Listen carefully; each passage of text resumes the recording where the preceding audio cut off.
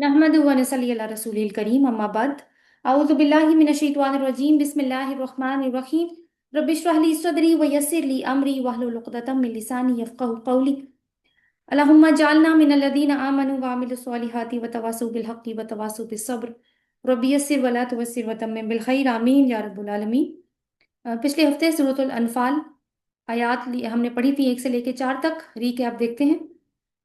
जंगे बदर पर एक इंतहाई यूनिक अंदाज से कमेंट्री शुरू की गई। यूनिक इस वजह से कि पहले मुसलमानों में मौजूद एक कमजोरी को हाईलाइट किया गया जो माले गनीमत की तकसीम के मामले में सामने आई। अल्लाह ताला ने गनाइम की जगह लफ्ज अनफाल इस्तेमाल करके मामले की हकीकत बता दी कि अगर तुम्हारे अजीम मकसद के रास्ते में तुम्हें कोई मालो मता मिलती है तो वो अल्लाह का इनाम है, इसको अपना मकसद मत बनाओ। और इनाम पर झगड़ा नहीं बनता क्योंकि ये तुम्हारा हक नहीं है। इसलिए तकवा इख्तियार करो और अपने आपस के ताल्लुकात ठीक रखो। अल्लाह और उसके रसूल की हदायत पर पूरी तरह अमल करो अगर मोमिन होने के दावेदार हो तो। और ठहरो जरा, अपना ईमान भी खुद ही चेक कर लो। क्या ऐसा होता है कि अल्लाह के जिक्र से तुम्हारे दिल अलर्ट हो जाते हैं और उसके सामने जवाबदेही का एहसास जाग उठता है? और जब इसका कलाम तुम सुनते हो तो तुम्हारा ईमान बढ़ता है और तुम अल्लाह पर तवक्कुल करते हो बजाय दुनियावी मालो मता के? अगर ऐसा है तो तुम मोमिन हो। फिर मोमिनों के अमाल बताएंगे कि वो नमाज कायम करते हैं और अल्लाह के दिए हुए रिस्क में से खर्च करते हैं, यानी इनके वक्त को लेकर और रिस्क को खर्च करने का रवैया इनके मोमिन होने की खुली निशानी है। यही अल्लाह के नज़दीक सच्चे मोमिन है और उन्हीं के लिए अल्लाह के पास बुलंद दरजात, मगफरत और इज्जत वाला रिस्क है। और यही वो आयात है हमने डिस्कस किया था कि हम इनको अपने लिए भी मयार बनाते हैं। आज हम जो आयात पढ़ेंगे वो 5 से लेके 14 तक हैं, अल्लाह ताला की तौफीक के साथ। आयत नंबर 5 से 8 तक हम देखेंगे कि मैदान बदर में जाने से पहले क्या हुआ। रसूल अल्लाह सल्लल्लाहु अलैहि वसल्लम ने बदर पर जाने का हुक्म दिया, कुछ मुसलमानों का रद्द अमल हमने देखा, हम देखेंगे। और अल्लाह की हिकमत के बारे में जो ये थी कि वो हक को हक कर दिखाए और बातिल को बातिल कर दिखाए। फिर 9 से 14 तक हम मैदान जंग का नक्शा देखेंगे कि वहां क्या हो रहा है। दुआएं हैं, फरिश्तों की मदद है, अल्लाह की फरिश्तों से मीटिंग, अल्लाह की गैबी मदद के मुख्तलिफ पहलू, यानी अल्लाह ने मोमिनों की किस तरीके से मदद की मैदान बदर में, वो हम इंशाल्लाह आयत नंबर 9 से 14 तक देखेंगे। आगाज करते हैं अपने सबक का आज के। आयत नंबर 5 से, आऊज़ु बिल्लाहि मिनश शैतानिर रजीम बिस्मिल्लाहिर रहमानिर रहीम। कमा अखरजक रब्बुक मिन बैतिक बिल हक़ व इन्ना फरीक़म मिनल मुमिनीन लकारिहून। सदक़ल्लाहुल अज़ीम। कमा जैसा कि, इसको अंडरलाइन कर लीजिएगा। कमा जैसा कि अखरजा का निकाला आपको, रब्बु का आपके रब ने, मिन बैती का आपके घर से, बिलहक़ी साथ हक के, बिलहक को भी। व इन्ना और बेशक, फरीकन एक ग्रोह, मिनल मोमिनीना मोमिनों में से, लकारिहूना ला अलबत्ता, कारिहूना नापसंद करने वाला था। तो कमा का लफ्ज अहम है यहाँ पर क्योंकि ये लफ्ज अगली डिस्कशन को पिछली डिस्कशन से कनेक्ट करता है। पिछली डिस्कशन हमने देखी आयत नंबर 1 के हवाले से होगी। तो जिस तरह गनीमत के मामले पर मुसलमानों में से कुछ लोगों ने कमजोरी दिखाई थी उस वक्त, इसी तरह कुछ लोग, जब इनको हक को बातिल के मार्के के बारे में खबर दी गई थी तो उन्होंने कमजोरी दिखाई। तो तरबियत का तकाजा यही है कि इनकी कमजोरी की तरफ तवज्जो दिलाई जाए जो उस वक्त जाहिर हुई थी जब हजरत सल्लल्लाहु अलैहि वसल्लम ने मदीना से बदर की तरफ निकलने का इरादा फरमाया था। उस वक्त तो उनकी गलती को नजरअंदाज कर दिया गया था, मगर हिकमत का तकाजा अब यही है कि चूंकि अब एक और गलती भी हो गई है तो पहले इस पर गिरफ्त की जाए कि लोग अलर्ट हो जाएं। अखरजा, अखरजा का रब्बु का मिन बैती का बिलहक, यानी ये अल्फाज इस अमर की दलील हैं कि बदर के लिए हजूर सल्लल्लाहु अलैहि वसल्लम का निकलना अल्लाह के हुक्म से था। बदर के लिए निकलने का असल मकसद जो है ना, वो इस लफ्ज बिलहक से निकलता है। ये नहीं, अल्लाह ताला ने निकलने का ये हुक्म एक मकसद के लिए दिया था। बिलहक, हक का मतलब एक मकसद था इसका। ये मकसद क्या था आगे हम आयत नंबर 7 और 8 में वैसे तो पढ़ेंगे, लेकिन मैं एक रेफरेंस के तौर पर आपके सामने रख देती हूँ। युरीदुल्लाहु अन यहिक्कल हक़्क़ बिकलिमातिही व यक़तअ दाबिरल काफ़िरीन। और अल्लाह चाहता था कि वो अपने अहकामात से हक का हक होना साबित कर दे اور کافروں کی جڑ کاٹ دے۔ آگے آیت نمبر 8 میں اللہ تعالیٰ نے فرمایا یحق الحق و یبطل الباطل ولو کرہ المجرمون، تاکہ حق کا بول بالا کرے اور باطل کو باطل کرے، اور چاہے مجرموں کو کتنا ہی ناپسند ہو۔ تو اس سے معلوم ہوتا ہے کہ رسول اللہ صلی اللہ علیہ وسلم کا نکلنا ابتدا ہی سے اللہ کے حکم کے تحت ایک مقصد حق کے لیے تھا، اور وہ مقصد تھا دین حق کا بول بالا کرنا اور کفر کو جڑ سے کاٹنا، اور یہ کام تجارتی قافلے کو لوٹنے سے نہیں ہو سکتا تھا۔ اگلا حصہ دیکھیے وَإِنَّ فَرِيقًا مِّنَ الْمُؤْمِنِينَ لَكَارِهُونَ، اور بے شک ایک گروہ مومنوں میں سے البتہ اس کو ناپسند کرنے والا تھا۔ یہ وہی کمزور مسلمانوں کا گروہ ہے جو سورہ کے شروع سے ہی زیر بحث ہے، جس نے مال غنیمت کے بارے میں بھی سوال اٹھایا۔ فریقن پر یہ جو لفظ ہے نا، یہ بتا رہا ہے کہ یہ زیادہ لوگ نہیں تھے۔ جب ان کو کفار کے مقابلے میں آنے کا بتایا گیا ہوگا تو ظاہر ہے خوفزدہ ہوئے ہوں گے، یعنی کچھ یوں کہہ سکتے ہیں کہ منافقت کا ایلیمنٹ بھی تھا موجود۔ تو ان کا اعتماد جو تھا نا، ان کا توکل کمزور تھا، ان لوگوں کا جو اس کو ناپسند کر رہے تھے اس آئیڈیا کو۔ آیت نمبر 6 یجادلونک، وہ آپ سے جھگڑ رہے تھے، فی الحق کی حق میں، بعد ما تبین، بعد اس کے کہ واضح ہو گیا تھا، یعنی جب حق ان پہ واضح ہو گیا اس کے بعد یہ آپ سے جھگڑ رہے تھے، یجادلون یعنی بحث کر رہے تھے۔ یساقون سوری کانما، گویا کہ یساقون الی الموت، کہ وہ موت کی طرف ہانکے جا رہے ہیں، وہ ہم ینظرون، اور وہ اسے دیکھ رہے ہیں۔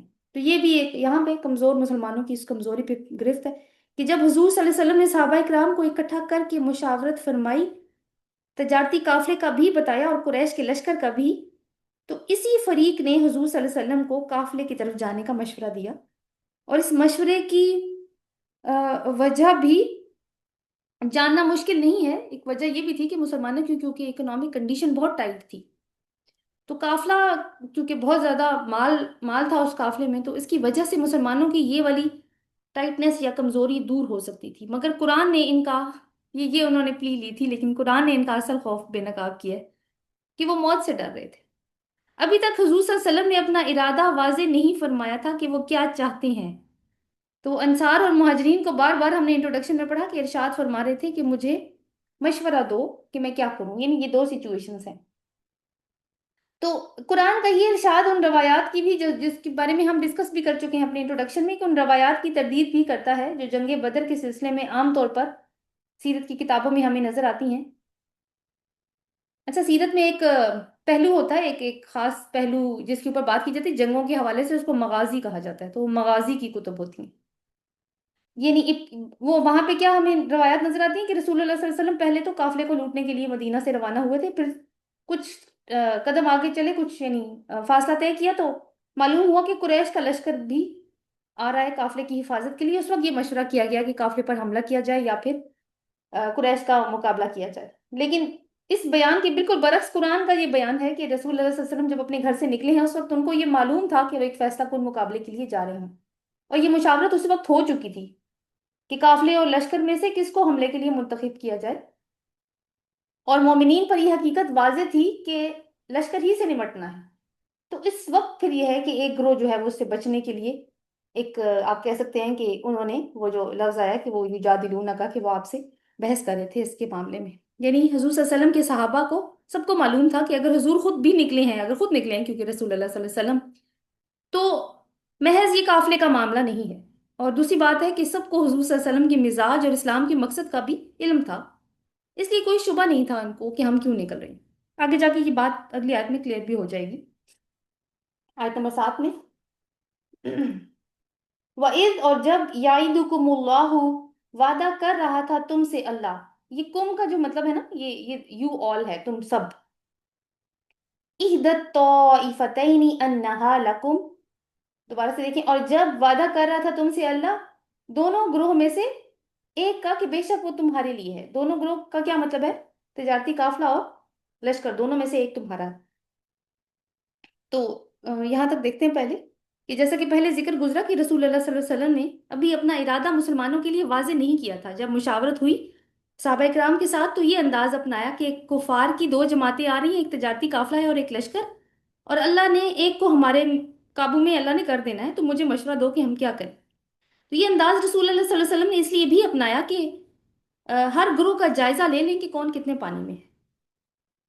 اگر تو حضور صلی اللہ علیہ وسلم دو ٹوک بات کر دیتے تو پھر تو کسی کو انکار کرنے کی ضرورت نہیں ہونی تھی نا۔ تو معلوم تب نہیں ہو سکتا تھا کہ کون مخلص ہے اور کون نہیں ہے۔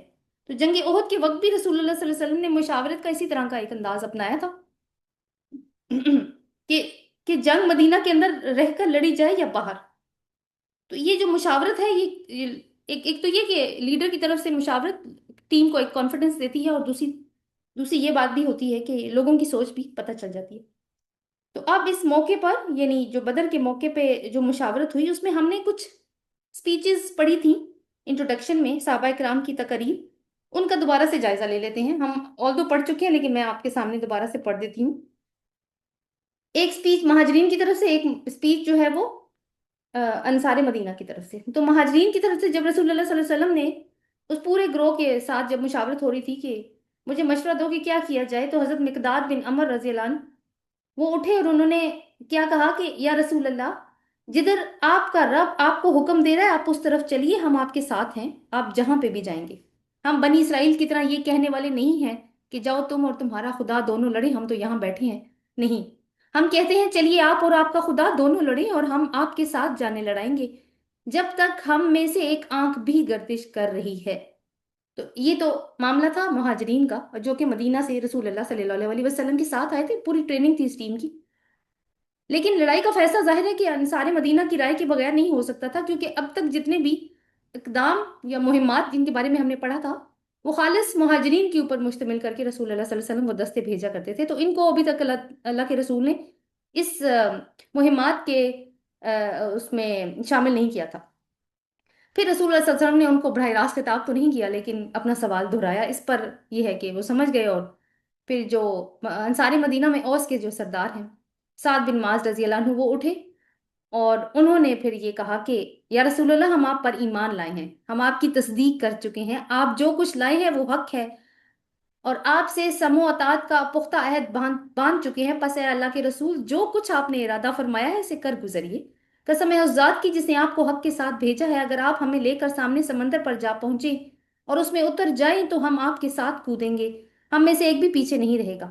ہم کو یہ ہرگز ناگوار نہیں ہے کہ آپ کل ہمیں لے کر دشمن سے جا بھیڑیں، ہم جنگ میں ثابت قدم رہیں گے، مقابلے میں سچی جانثاری دکھائیں گے، اور بعید نہیں کہ اللہ آپ کو ہم سے وہ کچھ دکھوا دے جسے دیکھ کر آپ کی آنکھیں ٹھنڈی ہو جائیں۔ بس اللہ کی برکت کے بھروسے پر آپ ہمیں لے چلیے۔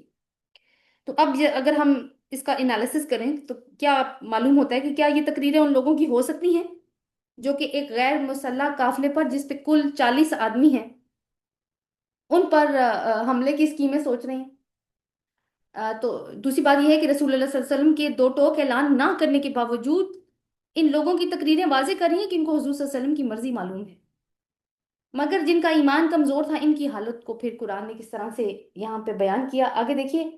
تودون ان غیر ذات الشوکتی تکون لکم، اور تم چاہتے تھے کہ بے شک بغیر ہتھیار والا تمہارے لیے ہو جائے۔ شوک، ذات الشوکہ، یہ ایک ایکسپریشن استعمال ہوا ہے۔ شوک یا شوکہ عربی میں کانٹے کو کہتے ہیں، یہیں سے یہ لفظ ہتھیار اور پھر قوت اور دبدبے کے معنی میں استعمال ہونا شروع ہوا۔ چونکہ تجارتی قافلہ غیر مسلح تھا، مطلب بغیر کانٹوں کے تھا، اسموتھ تھا، اس وجہ سے اس کے لیے غیرہ ذات شوکہ، غیرہ کا لفظ ساتھ میں آیا نا، غیرہ ذات شوکہ کا لفظ استعمال ہوا ہے۔ یہ انسان، آپ دیکھیں انسان جو ہے نا اس کو دو راستوں کا جب بتایا جائے تو انسان عام طور پہ آسان راستہ چنتا ہے، لیکن بہترین راستہ وہی ہے جو اللہ تعالیٰ بتاتے ہیں، یہاں سے ہمیں یہ معلوم ہوتا ہے۔ آگے اللہ تعالیٰ فرماتے ہیں وَيُرِيدُ اللَّهُ أَن يَحِقَّ الْحَقَّ بِكَلِمَاتِهِ وَيَقْطَعَ دَابِرَ الْكَافِرِينَ، اور اللہ چاہتا تھا کہ وہ حق کو حق ثابت کر دے اپنے کلمات سے اور وہ کافروں کی جڑ کاٹ دے۔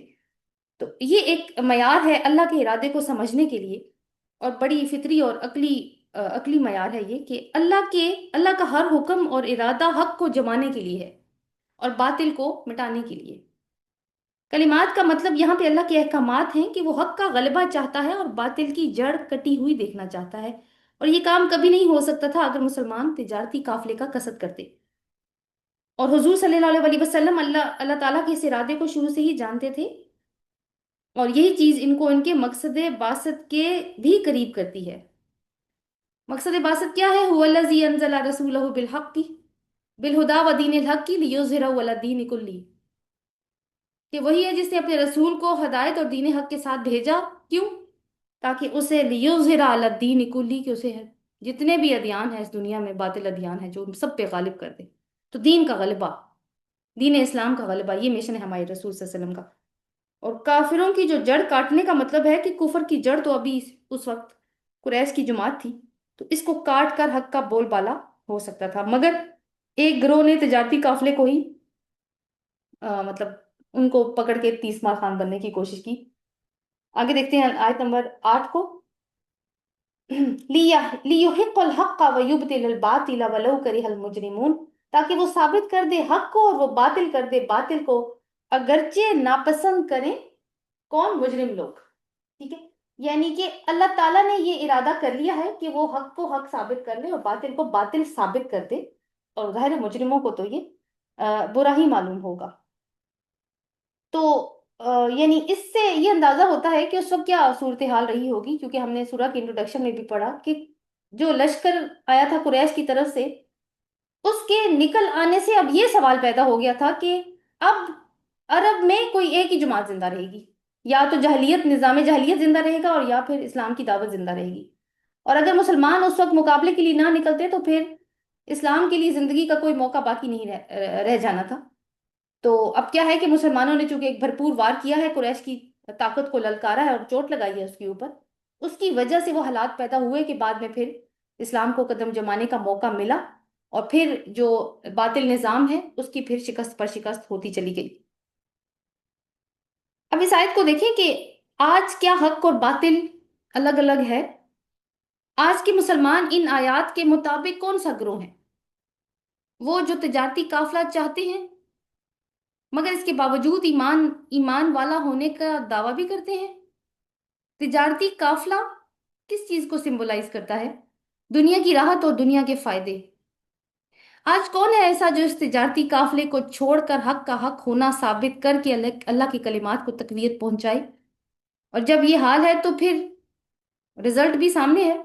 जाहिलियत गालिब है, जाहिलियत की जीत है, हर तरफ कुफर की जीत है, क्योंकि मुसलमानों ने कुफर पर हक की चोट लगानी छोड़ दी है।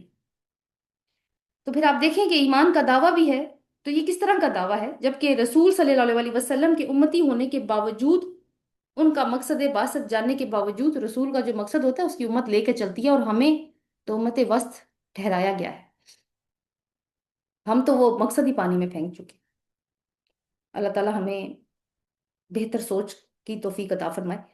अगली आयत, जैसे कि पहले बात हुई थी, कि अभी हम देखेंगे कि 9 से लेके 14 तक। इन आयात में हम ये देखेंगे कि अल्लाह ताला ने मुसलमानों की किस तरह से गैबी मदद फरमाई ताकि उनका ईमान और भरोसा मजबूत हो सके। ऊपर हमने एक ग्रोह के, यानी कमजोर मुसलमानों का जो ग्रोह था, उनकी इस्लाह की भी पॉइंट्स देखे, और कुफार को मुखातिब करके अब आगे से हम ये भी देखेंगे कि चैलेंज भी किया जाएगा। लेकिन हम स्टार्ट करेंगे आयत नंबर 9 से।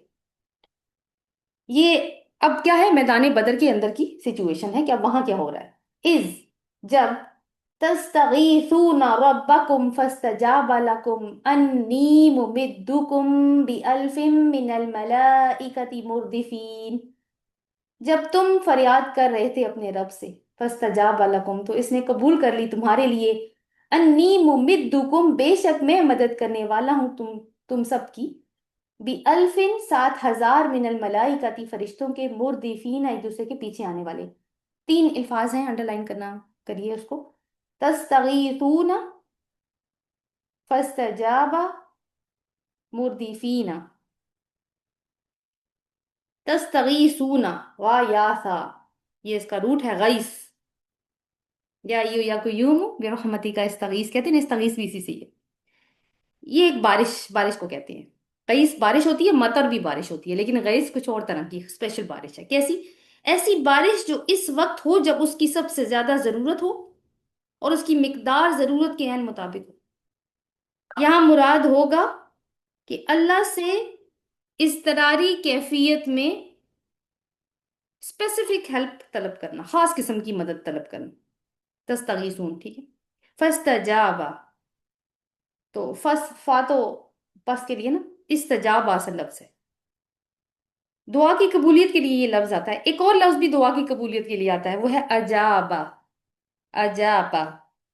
اس کا مطلب ہے جواب دینا مگر کوئی امید دلائے بغیر، جواب دینا مگر کوئی امید دلائے بغیر۔ اور استجابہ جو جو اس لفظ سے ہے، اس کا کیا مطلب ہوگا؟ کسی کی ضرورت کو، جو بھی ضرورت ہے، فوراً پورا کر دینا۔ اگلا لفظ ہے مردفینا، را دال فا، یک کے بعد دیگرے، ایک قطار کے بعد دوسری۔ تو میدان جنگ میں اب کیا ہو رہا ہے؟ اب حالت یہ ہے کہ مسلمان بے سر و سامانی کا شکار ہیں، لڑنے والے 313 ہیں، ہتھیاروں اور سواریوں کی کمی ہے، دوسری طرف 1000 کا لشکر ہے جو کیل کانٹے سے پوری طرح لیس۔ ایسے حالات میں مسلمانوں کا واحد سہارا اللہ کی تائید اور نصرت ہی ہو سکتا تھا، تو ہر شخص گویا سراپے دعا اور فریاد بنا ہوا ہے۔ تستغیثون کا لفظ ایک تو یہ بتا رہا ہے کہ وہ لوگ ٹائملی اینڈ اسپیسیفک ہیلپ مانگ رہے ہیں، اور پھر یہ جمع کا صیغہ ہے، یعنی صرف حضور صلی اللہ علیہ وسلم، حضور صلی اللہ علیہ وسلم بھی دعا مانگ رہے ہیں، آگے ہم پڑھیں گے، لیکن صرف حضور صلی اللہ علیہ وسلم ہی دعا نہیں مانگ رہے، سبھی دعا مانگ رہے ہیں۔ تو ان دعاؤں کی نوعیت کا اندازہ کرنے کے لیے خود رسول اللہ صلی اللہ علیہ وسلم کی دعا جو صحیح مسلم میں آئی ہے، اسی کو سمجھ لینا کافی ہوگا۔ امام مسلم رحمہ اللہ حضرت عمر بن خطاب رضی اللہ عنہ سے روایت کرتے ہیں کہ جب غزوہ بدر کا دن تھا تو رسول اللہ صلی اللہ علیہ وسلم نے مشرکین کی طرف دیکھا تو وہ 1000 تھے، اور آپ صلی اللہ علیہ وسلم کے اصحاب 313۔ پس حضور صلی اللہ علیہ وسلم قبلہ کی طرف متوجہ ہوئے اور اپنے ہاتھوں کو پھیلایا اور اپنے رب کی بارگاہ میں التجا کی، اے اللہ میرے لیے وہ وعدہ پورا فرما جو تو نے میرے ساتھ فرمایا ہے۔ اے اللہ اگر اہل اسلام کی یہ جماعت ہلاک ہو گئی تو زمین میں تیری عبادت نہیں کی جائے گی۔ اور بہت ہی زیادہ خشوع اور خضوع کے ساتھ اور گریہ داری کے ساتھ اللہ کے رسول دعا مانگ رہے تھے، یہاں تک کہ آپ کی چادر جو ہے وہ آپ کے کندھوں سے گر گئی۔ پھر حضرت ابو بکر صدیق خیمے میں داخل ہوئے اور انہوں نے رسول صلی اللہ علیہ وسلم کی چادر جو ہے وہ اٹھا کے دوبارہ ان کے کندھوں پہ رکھی اور فرمایا کہ یا رسول اللہ بس کیجئے، اللہ نے آپ کی دعا سن لی ہے۔ بالکل ایسی سچویشن جب آپ کو یاد ہے کہ ہجرت کا موقع تھا اور غار ثور میں رسول اللہ صلی اللہ علیہ وسلم اور ان کے ساتھی حضرت ابو بکر صدیق ہی رضی اللہ عنہ وہ چھپے ہوئے تھے، تو قریش مکہ بالکل غار کے دہانے تک پہنچ گئے تھے، تو رسول اللہ صلی اللہ علیہ وسلم سوری حضرت ابو بکر صدیق گھبرا گئے تھے کہ انہوں نے نیچے دیکھا تو ہم تو پھر مطلب یہ تو ہمیں دیکھ لیں گے۔ تو رسول اللہ صلی اللہ علیہ وسلم نے تب ان کو تسلی دی تھی کہ ڈریے مت، ان اللہ معنا، اللہ ہمارے ساتھ ہے۔ اور یہاں پہ گویا جو ہے وہ حضرت ابو بکر صدیق ان کو تسلی دے رہے ہیں۔ تو آپ صلی اللہ علیہ وسلم جو ہے وہ مسلسل دعا فرما رہے تھے، تو اہل ایمان نے بھی اپنے دل نکال کر اپنے رب کے سامنے رکھ دیے تھے، تو اللہ تعالیٰ نے پھر ان کی دعا کو قبول کیا، اور اللہ کی طرف سے بشارت نازل ہوئی کہ تم گھبراؤ مت، میں تمہاری مدد کے لیے 1000 فرشتے بھیج رہا ہوں۔ مطلب یہ ہے کہ 1000 کافروں کی پرواہ مت کرو، کیونکہ تم 1313 ہونے والے ہو۔ ان فرشتوں کے نزول کی شکل بھی اللہ نے بتائی، مردفین جو اللہ تعالیٰ نے کہا نا کہ وہ دستے کے بعد دستے کی شکل، یعنی ایک منظم آرمی کی طرح اتریں گے۔ بخاری اور بحیقی میں حضرت عبداللہ بن عباس رضی اللہ عنہ سے روایت ہے کہ رسول اللہ صلی اللہ علیہ وسلم نے بدر کے دن فرمایا تھا کہ یہ جبریل ہیں، اسلحہ لگائے ہوئے، گھوڑے کی لگام پکڑے ہوئے۔ تو میدان جنگ میں بھی جو لڑنے والے ہوتے ہیں ان کی سائیکالوجی بھی ظاہر ہے یہ ہوتی ہے کہ وہ حوصلے میں رہتے ہیں جب تک ایک احساس ہو ان کے پاس کہ ہمارے پاس بھی اسٹرینتھ ہے، یعنی مین پاور بھی ہے، ہتھیار بھی ہیں، اور ہمیں کمک پہنچ رہی ہے۔ لیکن یہاں پہ آپ دیکھیں کہ ہمیں ایک سبق یہ ملتا ہے کہ پہلے مسلمان میدان بدر میں اترے ہیں، یہ نہیں ہوا کہ انہوں نے کہا اچھا فرشتے آ رہے ہیں تو ہم سائڈ پہ بیٹھ جاتے، نہیں، پہلے مسلمان اترے ہیں میدان بدر میں، صفیں باندھی ہیں انہوں نے، پھر اللہ سے مدد مانگی ہے۔ بالکل ایسے ہی طالوت اور جالوت کی جنگ میں بھی ایسے ہی ہوا تھا۔ اب دیکھیں وہاں پہ بات ہوئی تھی کہ یہ بدر کی تیاری ہے، تو یہاں پہ بھی آپ وہی والا سین دیکھ لیں۔ تو کوشش اور دعا جو ہے نا وہ مل کر کامیابی کی ایک تصویر بناتے ہیں، یہ نہیں ہوتا کہ بغیر کوشش کے ہی بس دعائیں مانگی جائیں۔ تو اس کو کہتے ہیں فضائے بدر پیدا کرنا۔ تو ایک شاعر نے بڑی خوب بات کی تھی کہ فضائے بدر پیدا کر، فرشتے تیری نصرت کو اتر سکتے ہیں گردوں سے قطار اندر قطار اب بھی۔ تو فضائے بدر پیدا کرنی، تو فضائے بدر میں کیا ہے کہ سب سے پہلے خود اپنے آپ کو سب کچھ لے کے آپ اللہ کے راستے میں نکل پڑیں۔ اگلی آیت دیکھیں، وَمَا جَعَلَهُ اللَّهُ إِلَّا بُشْرَىٰ لِتَطْمَئِنَّ بِهِ قُلُوبُكُمْ، اور نہیں بنایا اسے اللہ نے مگر خوشخبری تاکہ اس کے ساتھ تمہارے دل مطمئن ہو جائے۔ یعنی اللہ کی طرف سے مدد کی بات ہی ابھی ابھی بھی وہی ہو رہی ہے کہ جا لہو میں ہو کی ضمیر کا جو اشارہ ہے وہ اسی مدد کی طرف ہے. تو اللہ نے جو مدد کا وعدہ کیا وہ اس لیے تھا کہ تم خوفزدہ تھے اور تاکہ تمہاری ڈھارس بندھے اور تمہارے دلوں کو اطمینان ہو. مگر اس سے یہ نہ سمجھنا کہ اللہ کی مدد صرف اسی موقع کے ساتھ منسوب ہے یا مخصوص ہے، بلکہ جب بھی اللہ کے بندے اس کی راہ میں جہاد کے لیے نکلیں گے اور ایمان اور اخلاص کے ساتھ اس کی مدد کے طالب ہوں گے، اللہ ان کی مدد فرمائے گا، چاہے اس کے لیے ان کو پہلے سے بشارت ملے یا نہ ملے. اب اس چیز کی وضاحت چونکہ ضروری تھی کہ بدر پر اللہ کی نصرت کا وعدہ تو اللہ نے رسول اللہ صلی اللہ علیہ وسلم کے ذریعے ان کی موجودگی میں کیا نا، وہ تو اسی وقت ہو سکتا تھا کیونکہ رسول صلی اللہ علیہ وسلم موجود ہیں اور وہی اتر رہی ہے. مگر نبی کے زمانے کے بعد لوگ کس طرح اطمینان قلب حاصل کر سکتے ہیں؟ تو اسی شک کو پھر اللہ تعالیٰ نے دور کرنے کے لیے فرمایا وَمَن نَصْرُ إِلَّا مِنْ عِنْدِ اللَّهِ، کہ مدد نہیں ہے صرف اللہ ہی کے پاس سے. ان اللہ عزیز الحکیم، اللہ تعالیٰ تو بہت زبردست ہے اور خوب حکمت والا ہے. یعنی مدد آتی ہی اللہ کی طرف سے، جب بھی مدد آئے گی اللہ کی طرف سے آئے گی اور آئندہ بھی اسی کی طرف سے آتی رہے گی. لہٰذا اللہ پر بھروسہ رکھنے والے صرف اسی پہ ہی بھروسہ رکھیں. اللہ عزیز ہے، غالب ہے، پوری اتھارٹی رکھتا ہے، کسی کی مجال نہیں ہے کہ اس کا ہاتھ پکڑ سکے، اور وہ اپنا غلبہ کروا کر ہی رہتا ہے. مگر ساتھ ساتھ وہ حکیم بھی ہے، اس کا کوئی کام حکمت کے بغیر نہیں.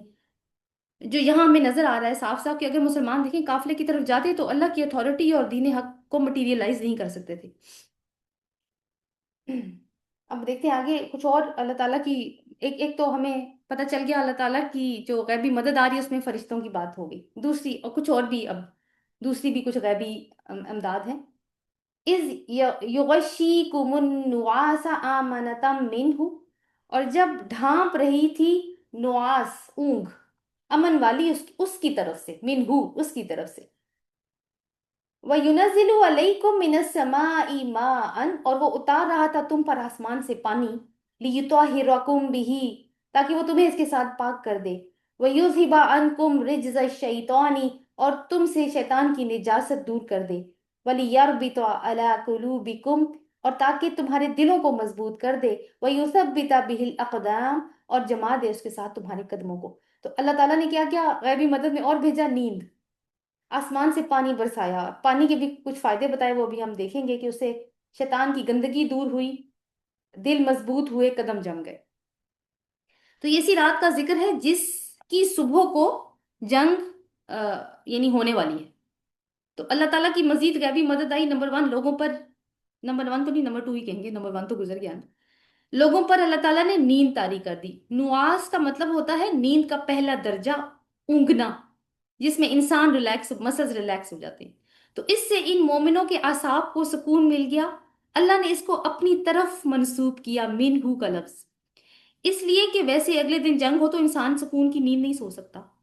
ہمارا اگلے دن پیپر ہو، کوئی انٹرویو ہو تو نیند نہیں آ رہی ہوتی. تو یہاں تو جنگ کا معاملہ ہے، اور سوئے گا نہیں تو اگلے دن فریش اٹھے گا نہیں اور چستی نہیں ہوگی. تو اس نعمت نے مسلمانوں کو چاقو چوبند کر دیا. تیسری تائید اللہ تعالیٰ کی طرف سے کیا ملی مسلمانوں کو؟ کہ اللہ تعالیٰ نے بارش برسا دی. اب بارش تو آسمان سے ہی برستی ہے تو انڈرسٹوڈ بات ہے. اللہ تعالیٰ نے کہا کہ یُنَزِّلُ عَلَيْكُم مِّنَ السَّمَاءِ مَاءً، آسمان سے پانی اتارا. من السماء کے الفاظ پھر اسی حقیقت کو ظاہر کر رہے ہیں کہ یہ خاص کرم اللہ کی طرف سے تھا. روایات میں آتا ہے کہ کفار پہلے چونکہ میدان بدر میں پہنچ چکے تھے تو انہوں نے وہاں پہ موجود پانی کے چشمے پر قبضہ کر لیا تھا، جس کی وجہ سے مسلمانوں کو بڑی تشویش تھی. تو مسلمانوں کو یاد کروایا جا رہا ہے کہ اس حالت میں تمہارے رب نے تمہارے لیے پانی کا انتظام کیا تھا. پانی کے فائدے جو اللہ تعالیٰ نے بتائے ہیں وہ پہلا ہے لِيُطَهِّرَكُم بِهِ، تاکہ وہ تمہیں اس کے ذریعے پاک کر دے. یہ پہلا فائدہ اللہ تعالیٰ نے پانی کا جو بتایا ہے، اصل میں یہ صحابہ اکرام کی پریفرنسز یا رجحان بتا رہا ہے، پریفرنس بتا رہا ہے صحابہ اکرام کی، کہ ایمان اور اسلام نے ان کے کرائٹیریاز اور ویلیو کو اتنا بلند کر دیا تھا کہ ان کی نگاہ میں پانی کا پہلا کام پاکیزگی اور طہارت حاصل کرنا تھا. حالانکہ پانی کا پہلا فائدہ کسی سے بھی پوچھیں وہ یہی بتائے گا کہ پینا ہے. تو طہارت اور پاکیزگی اللہ کو بہت محبوب ہے. تو ان کو فکر لگی ہوگی کہ وضو کیسے ہوگا، طہارت کیسے ہوگی. ظاہر ہے کہ نمازیں بھی ہیں ساتھ ساتھ، غسل کی حاجت آ گئی تو کیا کریں گے. تو یہ پریشانی جو ہے نا اصل میں ان کے ایمان کا مظہر تھی. दूसरा फायदा अल्लाह ताला ने कहा वयुज़हिबा अन्कुम रिज्ज़ शैतान, के वो तुमसे शैतान की गंदगी को ले जाए। शैतान की गंदगी से मुराद शैतानी वसवसे हैं। जब इंसान नापाकी और गंदगी की हालत में होता है तो शैतान ज्यादा हमलावर होता है, जैसे गंदी चीजों पर मक्खियों का हुजूम होता है ना। सेकेंडली, पानी इंसान की लाइफ लाइन है, और खुसूसन जंग के मौके पर अगर ये कट जाए तो शैतान उसकी आड़ में लोगों के अंदर मायूसी और बददिली फैला देता है, और लोगों का ईमान मुतजलजल हो सकता है। तीसरा फायदा जो अल्लाह ताला ने बताया, लियरबिता अला कुलूबिकुम, कि वो तुम्हारे दिलों को मजबूत कर दे, वयुसब्बिता बिल अक़दाम, और तुम्हारे कदमों को जमा दे। दिलों की मजबूती, दिलों में कुव्वत और अपने मिशन पर जम कर रहने का हौसला होता है। तो शैतान के वसवसे से जो जो मतलब शैतान वसवसे इंसान के अंदर डालता है, वो इन जज्बात को, यानी दिलों की मजबूती और अपने मिशन पर रहने का जो हौसला और जज्बा होता है, उसको खत्म कर सकते हैं, जिसको अल्लाह ताला ने फिर पानी बरसा के खत्म कर दिया उनकी, यानी पानी फेर दिया अल्लाह ताला ने उन उन वसवसों पे।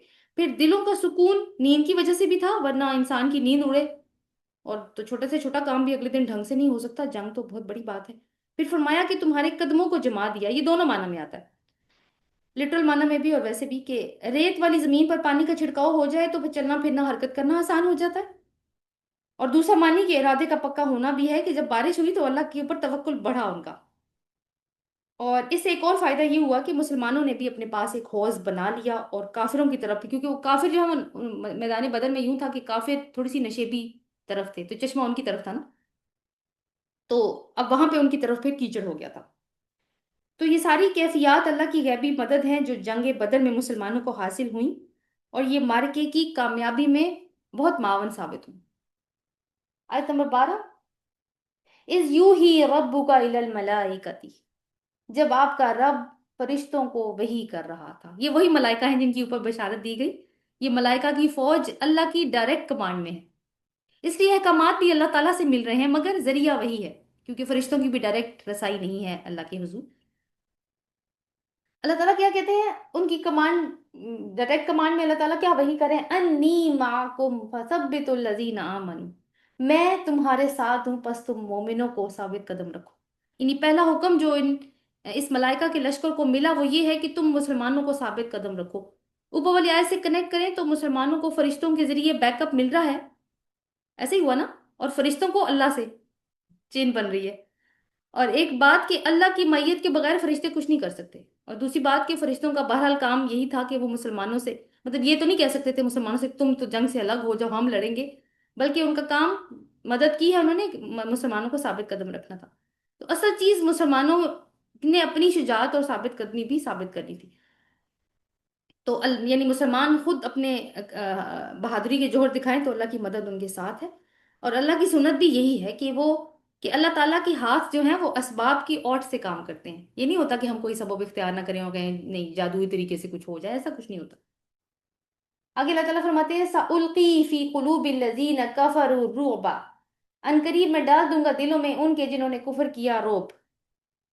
यानी अहले ईमान अपनी साबित कदमी का सबूत दें, फिर ज्यादा देर नहीं गुजरेगी कि अल्लाह खुद काफिरों के दिलों में रोब डाल देगा, यानी डर, खौफ, दबदबा।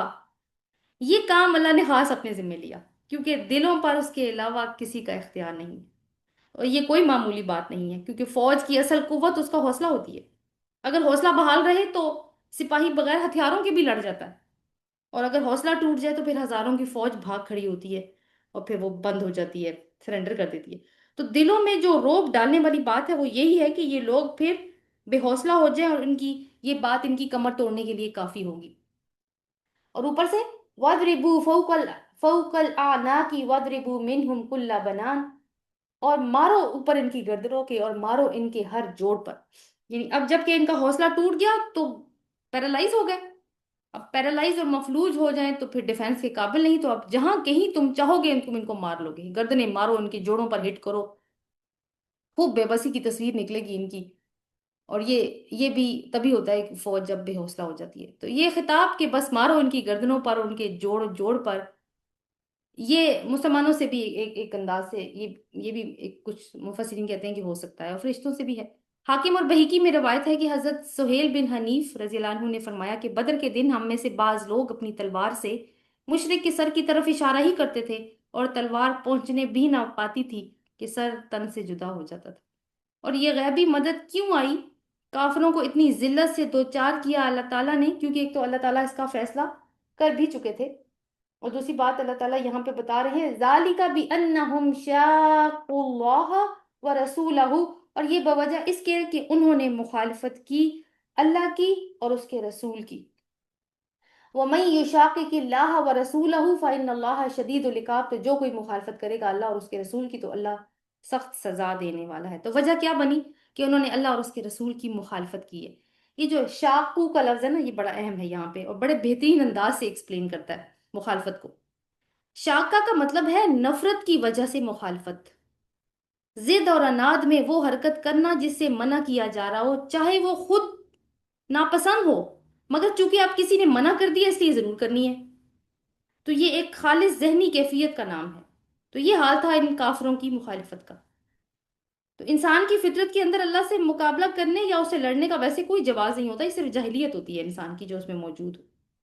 تو پھر اللہ تعالیٰ کی طرف سے جو سزا ملی وہ بھی سخت سزا تھی، یعنی شدید سزا تھی۔ تو یہاں پہ یہ ہے کہ اللہ تعالیٰ نے جو بدر کے واقعات یاد کروائے ہیں، اس میں وہ غنیمت کا لفظ بھی، جو انفال کا لفظ ہے، اس کو بھی ایکسپلین ہو جاتا ہے، کیونکہ آپ دیکھیں کہ پیورلی ہمیں یہ اللہ تعالیٰ کی غیبی مدد لگ رہی ہے۔ ٹھیک ہے مسلمان ہوتے ہیں لیکن اللہ کی مدد کا بہت بڑا چنک اس میں شامل ہے۔ سو آگے دیکھتے ہیں آیت نمبر 14 کو، جو ہماری لاسٹ آیت ہے آج کی۔ ذالکم فذوقوہ، یہ ہے وہ سزا پس اسے چکھو، وَأَنَّ لِلْكَافِرِينَ عَذَابَ النَّارِ، اور بے شک کافروں کے لیے تو عذاب ہے آگ کا بھی۔ یعنی جہاں ایک طرف مسلمانوں پر اللہ کی نصرت آئی، وہاں دوسری طرف کفار کو یہ کہا جا رہا ہے کہ یہ سزا کوئی بہت بڑی سزا نہیں ہے تمہارے لیے، یہ چھوٹی ہے۔ جو تمہیں دنیا میں ملی اللہ اور اس کے رسول کے ساتھ دشمنی کرنے کی وجہ سے، مگر یہ ایپیسوڈ یہاں ختم نہیں ہوئی، بلکہ آخرت میں تمہارے لیے ایک بہت بڑا عذاب انتظار میں ہے، تمہارے آگ کا عذاب۔ تو یہ جو آیات ہیں یہ قریش مکہ پر اللہ کے عذاب کی ایک شکل ہے، اور یہ روایتی آسمانی عذاب نہیں ہے جیسا کہ قوم نوح، عاد، سمود وغیرہ پر آیا تھا، بلکہ یہ عذاب رسول کی موجودگی میں رسول اور اس کے ساتھیوں کے ہاتھوں سے آیا ہے۔